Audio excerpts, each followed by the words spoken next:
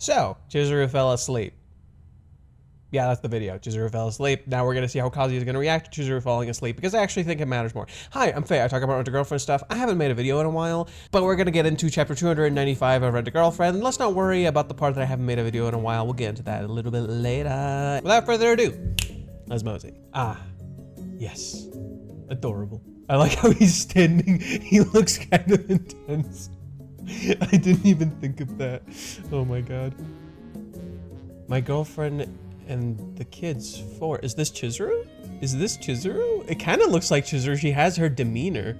And it's really cute. This reminds me a lot of, I think, volume 24. And the back covers of every volume of Rent-A-Girlfriend, Reiji always draws Kazuya. It doesn't matter who's on the front, he always draws Kazuya. And I think in the back cover of volume 24, 20, I'll find which one it is, he has baby Kazuya as they were going to the swimming pools. It was the first volume in Paradise. And he had baby Kazuya on the back, and this reminds me a lot of it. She's standing the same way, she's holding the same thing. It looks exactly the same. The only difference is that she has like, Kazuya's like smiling and he's really happy and excited. Chizuru's just like staring blankly. So I think this is Chizuru and it looks really cute. I love how Reiji draws kids. They're like so chibi and small. You just kind of want to pet them. They're just fucking adorable. I don't know, I always find how Reiji draws kids really cute. Ah, Mizuhara's sleeping. What should I do now? I've never seen her lying down like this up close. At the hot springs, it was the last thing on my mind. Oh yeah, I forgot to mention, this whole Chizuru sleeping thing is in fact a reference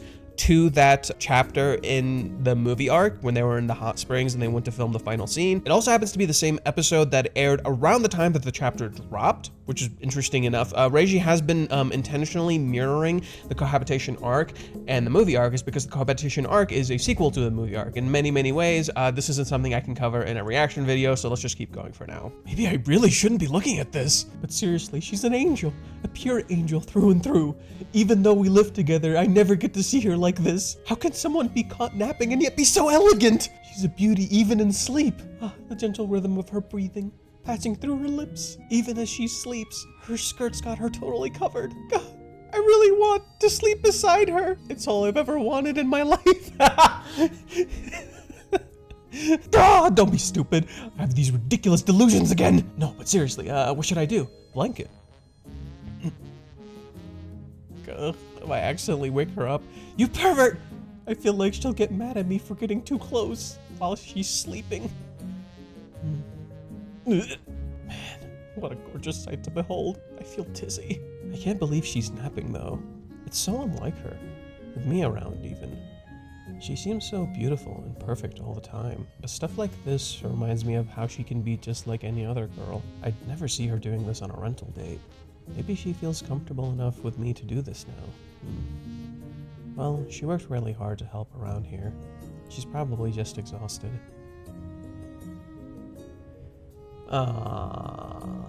That's so fucking adorable. You look at the smile on my face. It's so adorable. Oh no, I was putting her to sleep, but I fell asleep myself. Huh? Oh, Chizuru-san, you're awake. Sorry, I let myself doze off. Oh, don't worry about it. You've been a great help here. Thank you for the blanket, too. Oh? Oh, that wasn't me. Perhaps it was Kazuya. He drew Harumi a little different here. I like that. Huh? Oh, I see. Where is Kazuya-san? He's outside with the children who woke up early. Yeah! You know that I won, right? So why am I the horse? They're so energetic again. I'm next. Kazuya's a horsey. No, I'm next. Hey, wasn't I only supposed to be the horse if I lost? Amazing, isn't it? The kids are always so energetic after their naps. Let's put their futons away while Kazuya keeps them busy. Having help is so nice. Oh, okay. She looked at him. Kazuya, play cat's cardle with me. Let's have a shooting match. Yeah, let's go. Cat's cardle. Oh, it's Jacob's ladder. So, one thing I did notice, Remember when they were playing that game? I forgot what it's called. It's the one where they flip the ball. All of the moves that Kazuya was doing were real moves. They were actually saying real moves. It's the same with like the book that Chizuru was reading. Remember the book Chizuru was reading for the little girl? It was The Hungry Caterpillar. And right after the kids go and eat, there was a slightly deeper meaning to it, but I'll get into that in another time. But yeah, so these are probably real moves too. These are probably real moves too, and Kazuya's good at the game. I love his fucking face. I just processed that. Whoa, it's Jacob's ladder. How does he do that? Shooting match. What? He hit every shot. No one can beat him. The smug. Wow, he's good at that stuff too. Did you guys see that slick gun handling? Brought to you by Kazuya, the hero himself. You're too powerful. You have to be the great demon king. The hero uses a sword, not a gun. Come on, why's it gotta be like that? Can't I be the hero? Let's sumo wrestle next. Bring it on. Gah, it's hopeless. We're doomed. He won't budge. Push from the side too. Ah, I lost. This is so cute. I'm next. My turn. Ah, no one stands a chance against me, the great demon king. Oh, he finally said it himself. Cute. He finally admits it. The baby. You're so strong. Ryunosuke's so strong. Heave-ho, baby power. Okay, maybe don't toss the baby child in the air. That's a little scary, but it's cute. It's adorable. Okay, let's all give him a victory toss. He can't be. He's just a baby. Okay, see, they were right. Okay. It's a joke. It's a joke. It's a joke. Don't toss babies. I'm next. No, I'm next. Ah, no fair. I can't handle you all at once. Wait, again? How did I end up being the horse again? We're not even wrestling anymore. This reminds me a lot of, what was it, Steve from Stranger Things, where he always ends up with the kids and he always ends up babysitting the kids. He's like, why am I always babysitting the kids? But he gets along with them really well. Always the babysitter. Always the goddamn babysitter.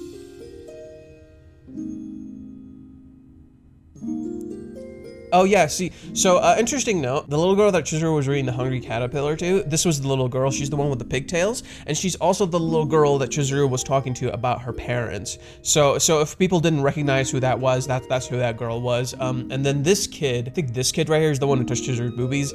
He doesn't have a dad. His dad left, I think, so he relates to Chizuru a lot in that way. The kids are intentionally supposed to be a reflection of the main characters in some way, shape, or fashion, especially in the last chapter. In the last chapter, the little girl is a reflection of Chizuru, and the little kid is a reflection of Kazuya, intentionally so. This is something I can also delve into at another time, but this is kind of the whole thing between their characters, is that Kazuya and Chizuru are actually really similar people with flipped circumstances. Their circumstances are essentially kind of reversed, where, for example, Kazuya has a family, Kazuya is not conventionally attractive, and Kazuya does not have a traditional dream, a dream like Chizuru where she's chasing something big. In that same sense, Chizuru does not have a family, she's very conventionally attractive, and she has a dream and a goal.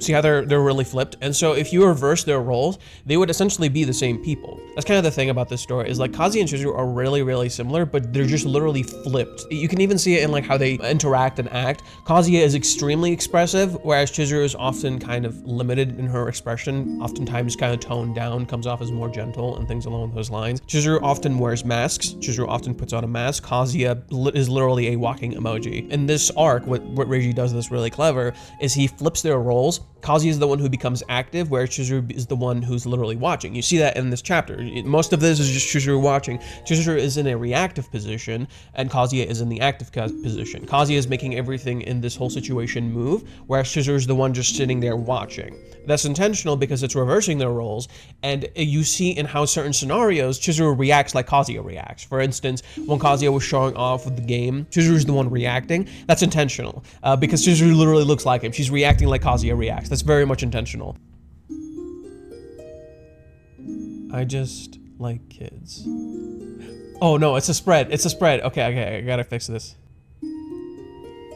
Ah, look at him smile. And this is a reference to the birthday arc. If you don't believe me here, let's pause for just a hot doo-doo second. Birthday arc.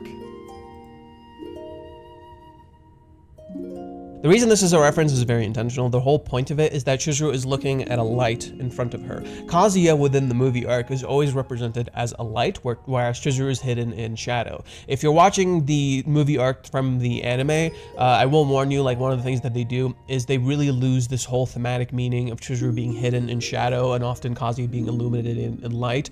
This actually ends up stripping the meaning of the cohabitation arc, which ends up being a sequel to the movie arc. What I mean by this is that during the cohabitation arc, there's a lot of scenes where Chizuru is intentionally viewed as Kazuya's light, and Kazuya is the one in darkness or in shadow, intentionally so, to the point that the light becomes blinding to Kazuya. In fact, chapter 290 intentionally mirrors a particular scene at the start of the 3-month time skip, which is Chizuru literally sitting down with the light against her in the door. And she feels like she cannot interact with the light. So Kazuya is still a light to Chizuru, but now Chizuru is becoming Kazuya's light. It's this whole theme intentionally coming back to Kazuya feeling like he belongs here. Essentially, Kazuya having this cohabitation arc feels anxious. Kazuya is this kind of character who's often prone to anxiety and overthinking and like worrying about stuff. He's an over worrier. And the issue is that with the cohabitation arc, what's happening is that this feels too good to be true. The happiness that Kazuya feels from the movie arc, from living together with Chizuru, it feels too good to be true, and it feels like it's not gonna last, and he's afraid and he thinks he's gonna lose it. If this sounds familiar to you, it's because it is. The movie arc, that's exactly what's happening to Chizuru. Chizuru literally thinks what Kazuya and her have is too good to be true, and she's going to end up losing it. And that is further reinforced to her through the death of Sayuri, and that's the whole point of why Paradise even happens. However, I think this arc is meant to be somewhat resolving that kind of theme. I'm curious if this chapter right now is going to be the last chapter, or we're going to get one more chapter before we actually end up leaving. So I'm curious, because we already have the spread, and if we already got the spread, that means there's still more. So I think, and not to mention, I still think a talk between Chizuru and Harumi still needs to happen, because Reiji has been coming back to this idea of promises constantly, and that has not happened yet. So I think we still have one more chapter where we're gonna have Chizuru and Harumi talk, especially considering Chizuru made a promise with Harumi to talk to her if anything ever goes wrong, and Chizuru keeps talking about promises. Like, she tells Kazuya, you need to go keep your promises, that's what adults do. When she talks to the little kid, she says adults keep their promises. But yeah, if you guys don't understand what the reference is, Kazuya is literally a light, but what's happening here is that Reiji does something very fascinating. The light is not shining onto Chizuru, she is a part of the light. And if you go back to chapter 269, you see what he does here? Look at this little side here.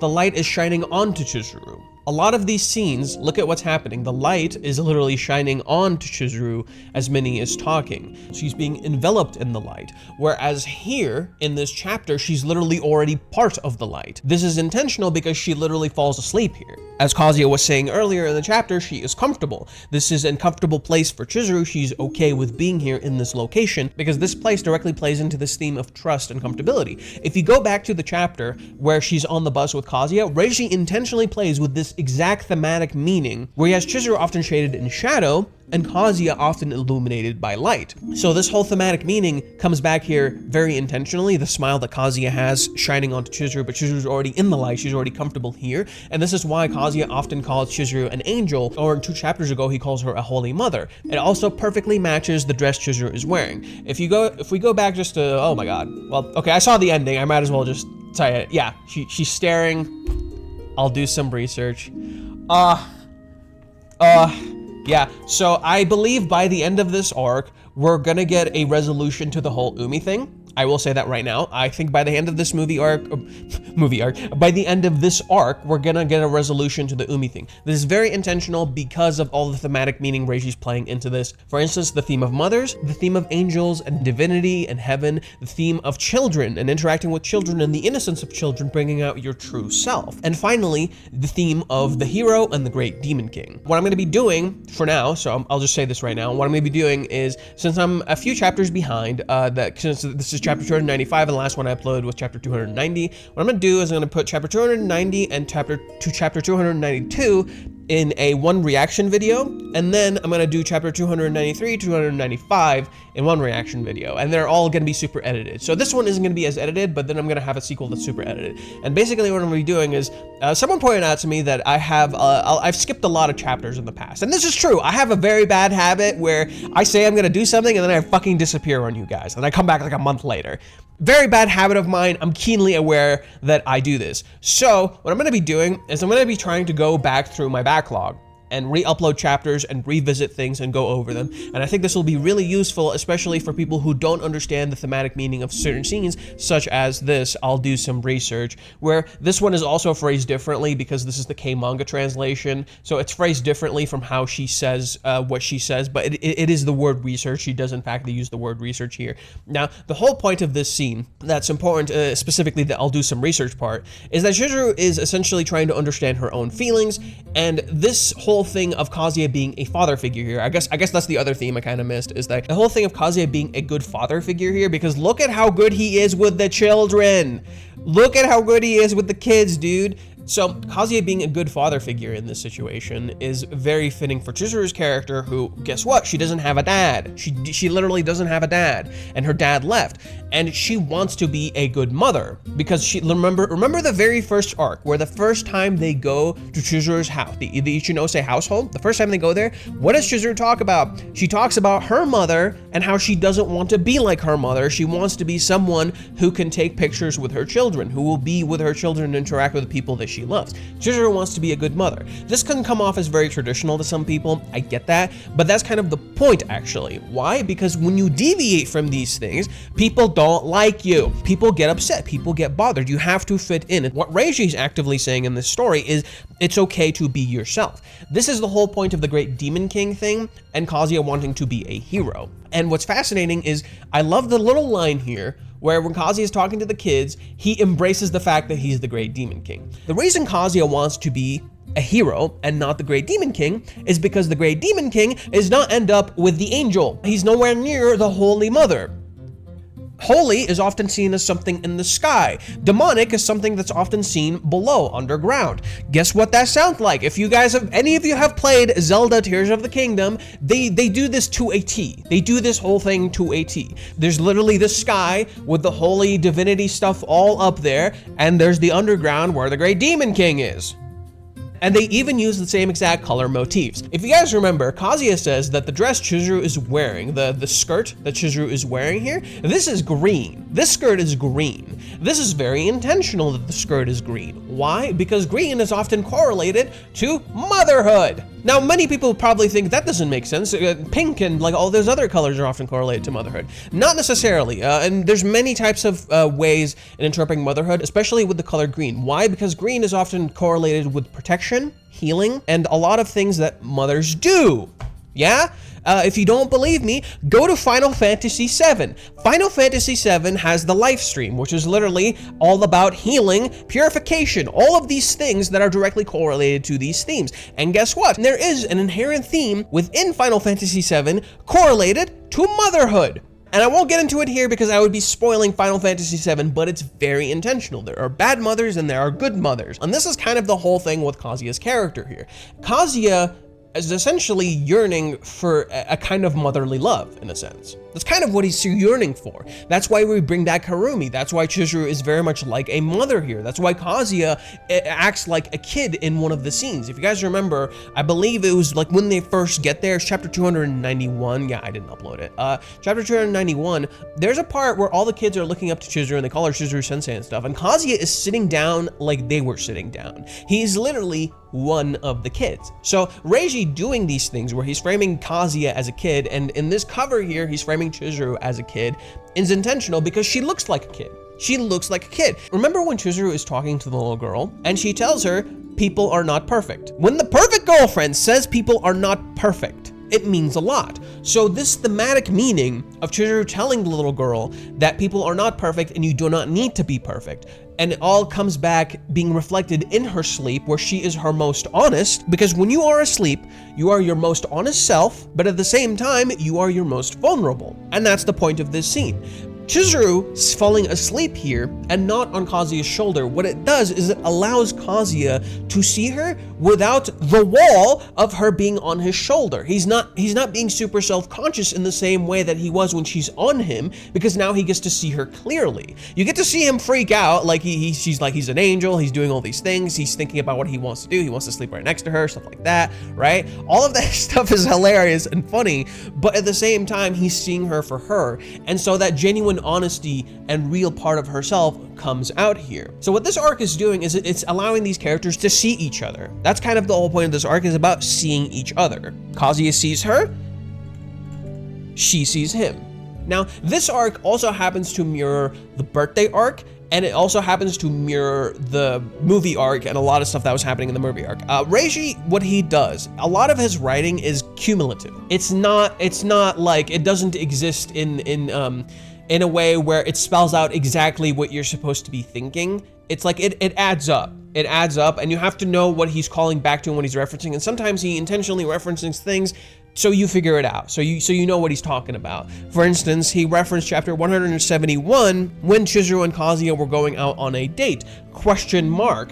And that chapter ends up mirroring this one a lot. Why? Because during that chapter, Chizuru actively asks Kazuya about Ruka. She's trying to figure out Kazuya's feelings and what he's thinking. What is Kazuya trying to figure out right now? That's right, the whole Umi thing. Kazuya's trying to figure out the whole Umi thing and like, what's going on with Chizuru? What are her feelings? What is the research?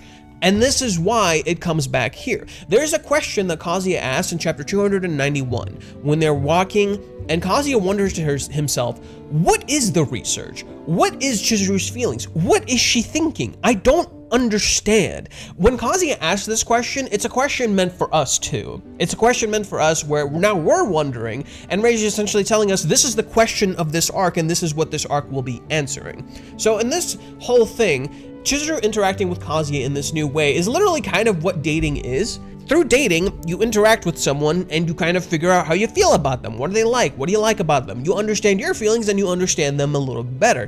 Chizuru is seeing Kazuya without filters, just as Kazuya in the very beginning of the chapter sees Chizuru without filters when she's asleep, when she's her most honest self. And that's the same thing that happens here. Kazuya interacting with the little kids, Kazuya being this way, is his most honest self because this is a place he is a part of. She is literally enveloped in the light alongside him. So this whole thematic thing that I was explaining before is like all these themes and ideas all come back here. And if I missed any of them, I'll delve into it later. I don't know. I did say I was going to make an arc review. These whole things coming back is very intentional. And that's kind of the thing is like, I like this shot, for example, where Chizuru sees the little girl. I think her name was Yuki or Yuka, and she's laughing and happy. But 2 seconds ago, she was sad and depressed. And that's kind of the thing that Chizuru sees here, is like Chizuru sees this little kid happy, and the reason she's happy is because she's with Kazuya. Kazuya makes her happy, he makes her smile. Why? Because he enjoys their company. He is one of the kids. He's the guy, he's the gray demon king to the kids. That's kind of the sign that kids really like you, is like when they want you to stay, when they want to hang out with you, when they can play with you like this, when they can do all of this stuff together. That's kind of the sign of that. So when Chizuru thinks to herself, like what Kazuya said is like, I just like kids, and you see him smiling and having fun with the kids, and they're all like jumping on him and tackling him, and she sees that smile.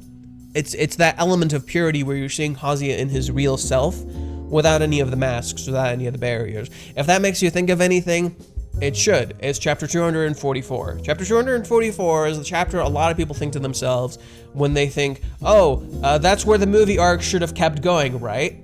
In a sense, you're right, and in a sense, you're wrong. What do I mean by that? You're right, because the cohabitation arc is a sequel to the movie arc. So that chapter, acting as a sequel to the movie arc, is very intentional. It's supposed to be that way. It's by design. But you're also wrong because the Paradise arc needed to happen in order for that to happen. Why? Because they confronted all the negative elements of themselves. The reason they're able to interact that way then is specifically because they had no walls. They were texting. So they had time to breathe. When you're texting someone, you get a minute to breathe, to think, you let it come to you and you figure out what you want to say, right? But when you're interacting with someone in person, it's harder. You're aware of their presence. You're aware of like, you have to say things right away. You don't get a moment to break and to breathe and to say things. So this is supposed to be a reflection of that because they're seeing each other without those filters, but in person.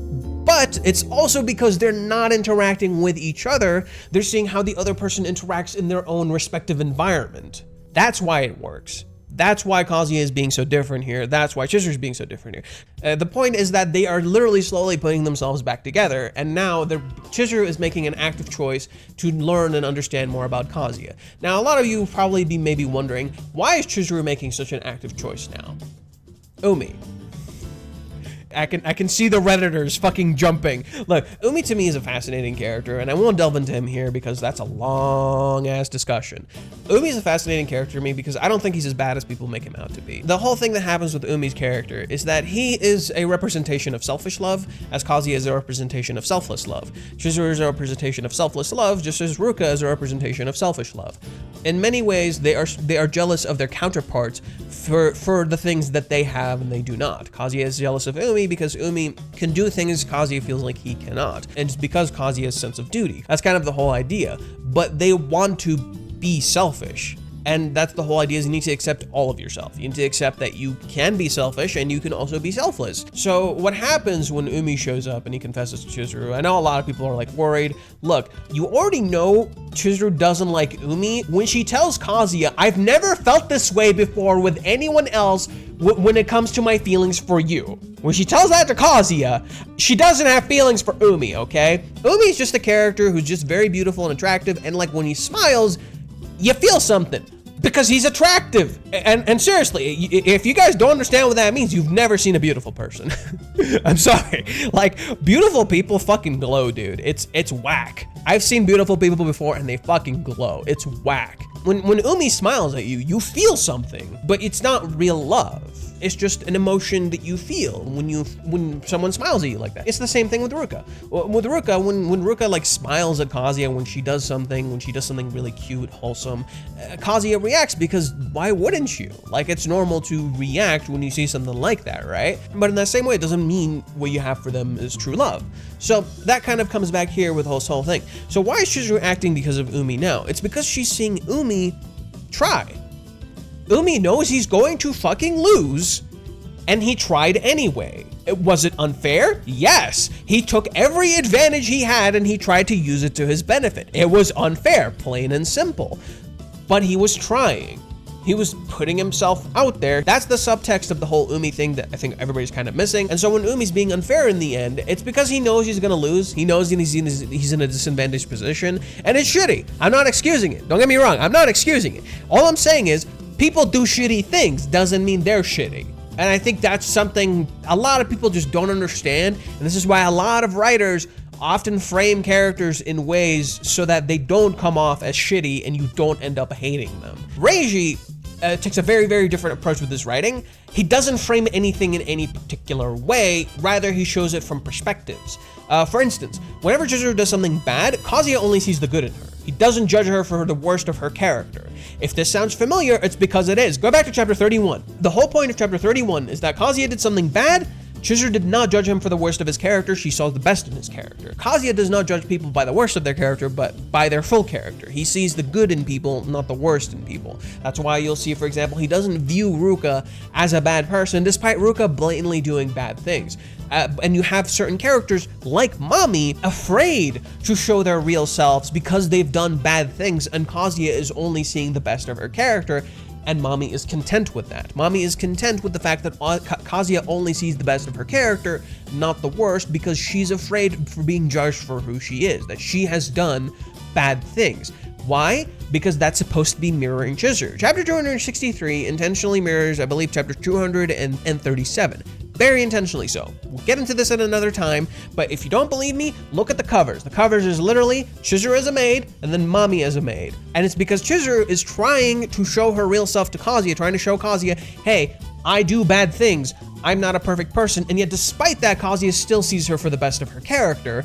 And in that same way, Mami goes to try and show Kazuya her real self, but she doesn't. And she's content with the easy outcome. In the process, nothing happens with their relationship. Nothing changes with their relationship. That's kind of the whole point. It's like Chizuru put herself out there, got hurt, changed, actually got out of her fucking cave willingly, and actually interacted with Kazuya and got hurt and fucked up. And in the process, she ends up here. Chizuru has now begun to accept herself, so now she needs to start showing Kazuya that he is accepted.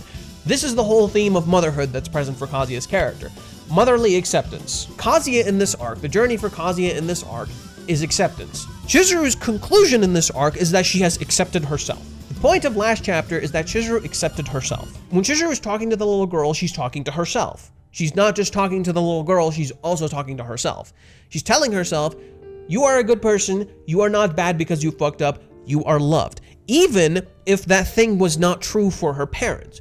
I am still loved even if my parents left me, even if my dad was shitty, even if my mom was not present in my life, I was still loved. This is why it's a reference to the birthday arc, because that's what the birthday arc is. The birthday arc is literally telling you, you are loved for who you are, not your mistakes.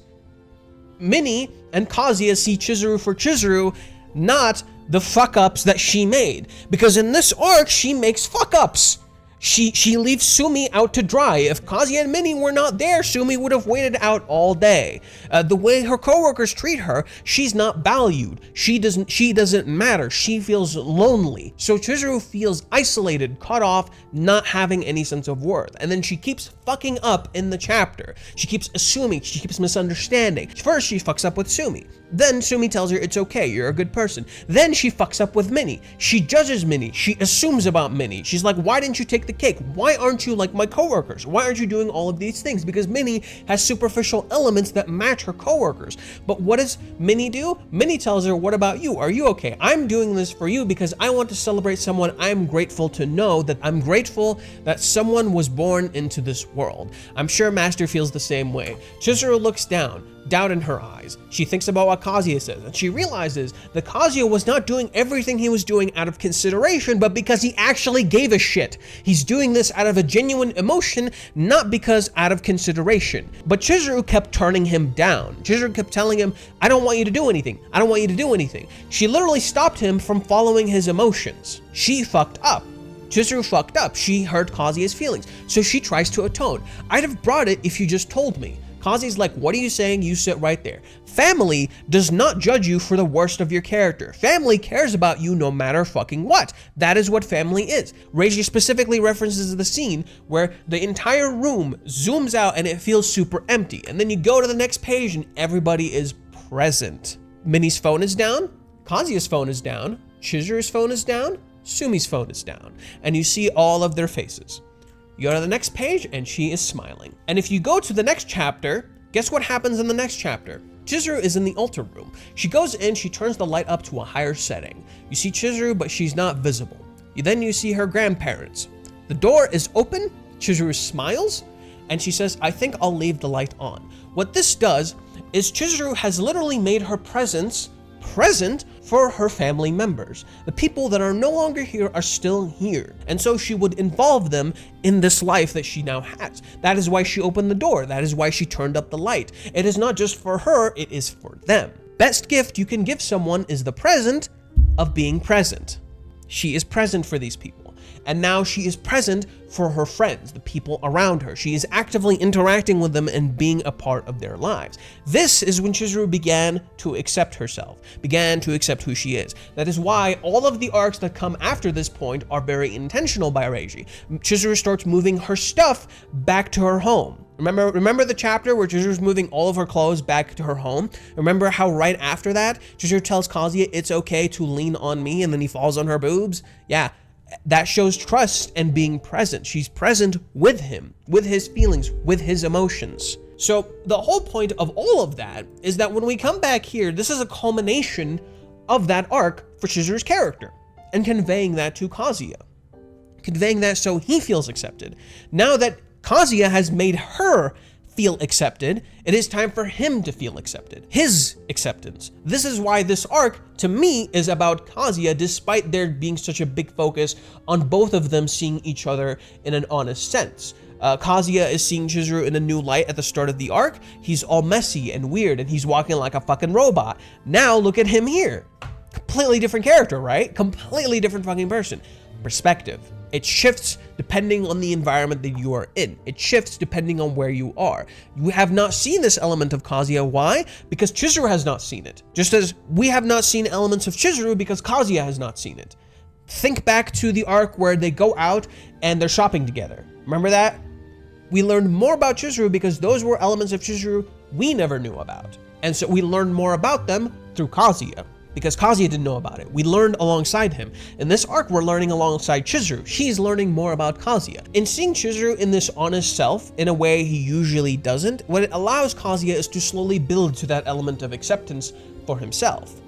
And in that way, it's directly connecting back to Chizuru and her reaching her sense of acceptance. So I think with this part right here, where Chizuru feels like acting. Chizuru said, I'll do some research. The whole point of this final shot here is Chizuru wants to act and resolve this research element. Now, I'm not going to say she's going to confess or anything like that. I don't think that's going to happen just quite yet. Taking a step out of your comfort zone one last time, what this will do is it'll solidify to Kazuya his own place within the narrative.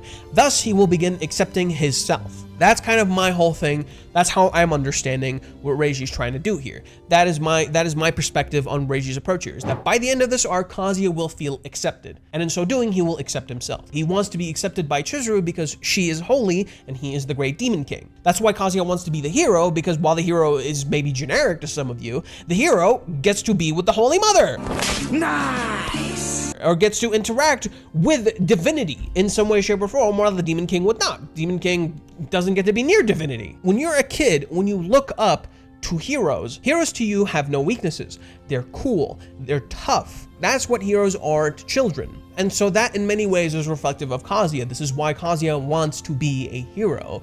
He wants to be accepted, but he is also the great demon king. And so Kazuya, in saying he is the great demon king, is accepting an element of himself. Kazuya accepts himself here because he is with the kids, because the kids are most honest, most innocent. They are their real selves all the time. That is the point. And so when Kazuya is with them, he is himself, and he accepts all of himself. And so Chizuru, in seeing Kazuya fully accepting himself here, would want Kazuya to be like this in her home, with her. She wants this Kazuya with her. She wants Kazuya who accepts who he is, who isn't afraid, who isn't uncomfortable. She wants Kazuya to be this comfortable around her. She wants to be the reason he is comfortable. Wouldn't you want that for your partner? You would want them to be comfortable and happy around you. You don't want them to feel uncomfortable. This is essentially what Reiji's building towards. So, okay, that's kind of my quick analysis. Let me find out what the next time is, because again, they don't put the next times here. Still find that fucking annoying. All right, so the next time is on the way home. So the arc is ending next time. So on the way home,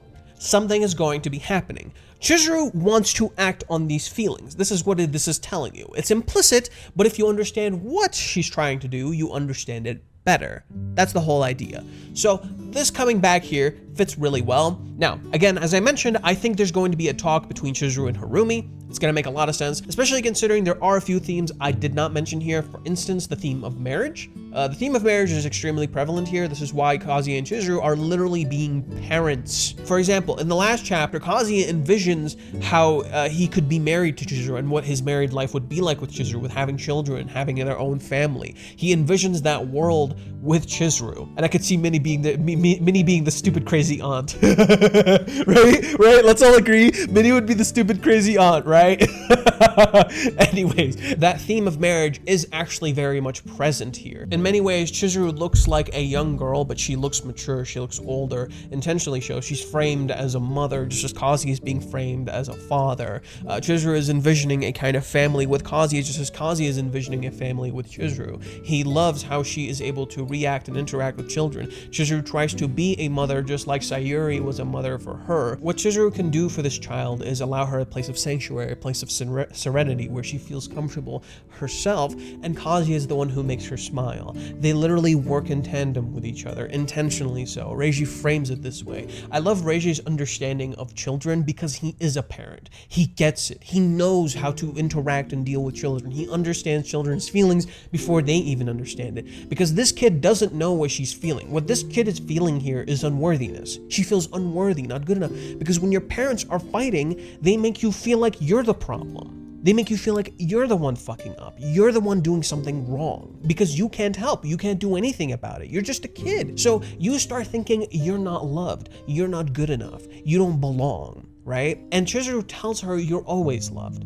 Just because adults are being idiots, it doesn't mean they don't love you. That's the thing children just don't understand. And so Chizuru is essentially explaining to this child what she is feeling and teaching her at a young age that she will be accepted and she is okay and she's not doing anything wrong. There's nothing wrong with her. She is perfectly fine as she is. Chizuru allowed the child to accept herself. In many ways, Chizuru doing this for the little girl is not only for the little girl and herself, but in many ways setting up for Kazuya. It is setting up for what she can do for Kazuya. It's showing you how she can make Kazuya feel like he is accepted. She practiced with the little girl. She put herself out there. If you've noticed, many of the things Chizuru was doing during this arc was she was doing things without giving excuses. For instance, she walks into Kazuya's room. At first, she gives an excuse, like, I need to borrow this book for something. It was for her play, I think. And she stands around and she starts looking around. When she's looking around like that, she's prepping. She's getting ready to say what she wants to say. She's afraid, she's uncomfortable, but she's trying to say what she wants to say. And then she steps up and she asks. She doesn't give an excuse. She doesn't give anything. She just says, do you want to go out? And they do. And she just says, give me 20 minutes. Meaning she was already ready. She was already prepped. She already had a plan. But it was hard for her to ask. That's why you see her clench her lips, as she always does in situations where she has to make a tough decision. The difference is, this was not a decision made solely on emotion, it was a decision made for herself. It was an emotional yet active decision. And before, when she ever does these things, it wasn't a fully active decision, it was more of an emotional reaction out of a boiling emotion, right? And this is kind of what the end of the chapter is kind of hinting to you, is like, this is an overflowing emotion based on the thing that she wants. If you want something, you gotta act on it. You gotta follow your heart. You gotta do what you want to do. And so now that Chizuru wants to do something based on this, who best to talk to than the mother figure, than the thing that Kazuya is seeking, acceptance, a motherly love. Not in a weird way, fucking weebs, dude, like, I get it, you want some MILFs, that's nice and all, bro. We all want some MILFs, but at the same time, that's not the point of this. This is an innocent kind of motherly love, intentionally so. This is why it uses the colors of white and green, because white and green match together to create that theme of divinity, innocence, purification, all of these things. It's meant to be innocent, not anything fucking weird. Like, seriously, I can already imagine some haters taking the Kazuya saying, I just like kids scene and flipping it into the worst thing it can be. Like, again, the whole point of this is meant to be innocent, and it's always framed as innocent. Reiji doesn't draw the kids in any weird, uncomfortable ways. He always draws them as kids, as what they are. They are just kids, children, and Kazuya and Chizuru are giving them the space to be themselves, to grow up comfortably, but at the same time, be kids. Be just kids and have fun, and it's okay. And don't worry about the morally weird gray shit that is adult life just yet. It's okay to just be happy. And there's nothing wrong with that. That's why Reiji draws Chizuru the way that he does in the opening section. It's meant to be innocent, real in itself. That's why Chizuru here is her most honest self. She's not drawn in any weird sexual way. Kazuya's feelings for her are not sexual in nature. He just wants to be near her. And this is the thing about Kazuya's character, is that Kazuya feels these things, but he does not act on them. So we had this mini section here of Harumi talking to Chizuru. I think Harumi talking to Chizuru is gonna be important. I think it's gonna matter a lot, and I think Reiji's really setting up for it, especially considering these two have not had an honest talk since Paradise, and Reiji has had these characters that have not had honest talks with each other have honest talks afterwards. For instance, Kazuya and Kibe have some sort of an honest talk. Mami tries to have an honest talk with Kazuya. Kazuya opens up about to his classmates about everything that happened honestly. So Chizuru having an honest talk with Harumi just makes a lot of sense. I could really see Reiji just kind of doing that. And Chizuru seeing what Kazuya just did for her in this new environment is also kind of important, that Kazuya really cares about her, that Kazuya is supporting her. So this also directly plays into that theme of Chizuru showing Kazuya that he's accepted. It directly mirrors it, intentionally so. Why? Because Chizuru, in seeing Kazuya be protective of her, support her, be a father, Chizuru now wants to be supportive of him, show her motherly love in a sense. That's kind of the whole idea, is like, okay, he's supporting me, he's being there for me, he's supporting these kids, he's helping all of these people. I want to do the same for him. I want to support him. I want to show my love for him just as he's showing his love for me. And again, it does this thing I was talking about before. She's frazzle-dazzled when she sees Kazuya in this new environment, being so energetic, and it throws her off guard. This is new to Chizuru. She's not used to this kind of environment, and it throws her off. And so even though Chizuru is working, I love that Reiji does this thing here where Chizuru is hidden in shadow, right? Chizuru is hidden. She's secretly watching. She's not saying anything, she's just secretly watching. Again, in shadow, wow, he's good at that stuff too. She's seeing him all smug and cute, and then, finally, she's illuminated. She's no longer hidden in shadow, her feelings are becoming a lot more clear. The moment you hear her thoughts, it's no longer hidden in shadow. You're seeing she's amazed. She's impressed. And then slowly but surely, Reiji starts spelling it out for you. That's why there's no longer any shadows. Whenever Reiji uses shadows, it's used to convey someone hiding something or something being hidden intentionally so. Because there's no shadows here. There's no shadows here. She's standing in the middle of a lit room. She wouldn't be hidden in shadow. In a normal sense would not function, but this is something you can pull off in manga. So a character being hidden in shadow is meant to convey something to you. It's always done that way on purpose. And that's why Kazuya is often lit in light while Chizuru's hidden in shadow, but then she's slowly being shown in more light. And now, finally, this last shot, she's one more time hidden in shadow because it's the secret feelings coming out. It's the hidden feelings wanting to come out. As you see the light, right here, you see this little light is slowly shining onto her hand as she clenches the pillow or the blanket that she's holding. So one last thing before I finish, it's gonna be the last thing. If you guys don't know how this is related to that arc on the bus, it's because in the bus, Chizuru is asking things secretly in shadows. And then when she finally falls asleep, you'll notice the light slowly starts illuminating her face. Slowly but surely, as she falls asleep onto Kazuya, you see the shadows slowly start to fade from her face, intentionally so, because that is the true feeling coming out. She wants to lean on Kazuya, she wants to rely on Kazuya, and those are the true feelings that are coming out, that are being released, that are no longer hidden in shadows, because when you're asleep, you're your most honest self. So now I'm gonna stop here for that. Now, the anime is currently airing and I want to cover the anime. What I'm gonna be doing for the anime is I'm gonna be doing comparison to the manga. I'm gonna go episode by episode, comparing it very, very closely, very clearly, and showing you guys exactly what I mean, how the anime is fucking up, what they're doing right. So it's not gonna be just a comparison, it's gonna be like a full-on analysis and review. And I'm even gonna like review the movie arc and explore that stuff for you guys so you understand it better. And of course you can go to my Twitter where I actually share a lot of my feelings and thoughts early there. So you can see some of my early feelings and thoughts there before some of my content. With that being said, I've been Fate. If you enjoyed, please subscribe and like button, hit the bell icon, keep up with the uploads. And remember, let's mosey.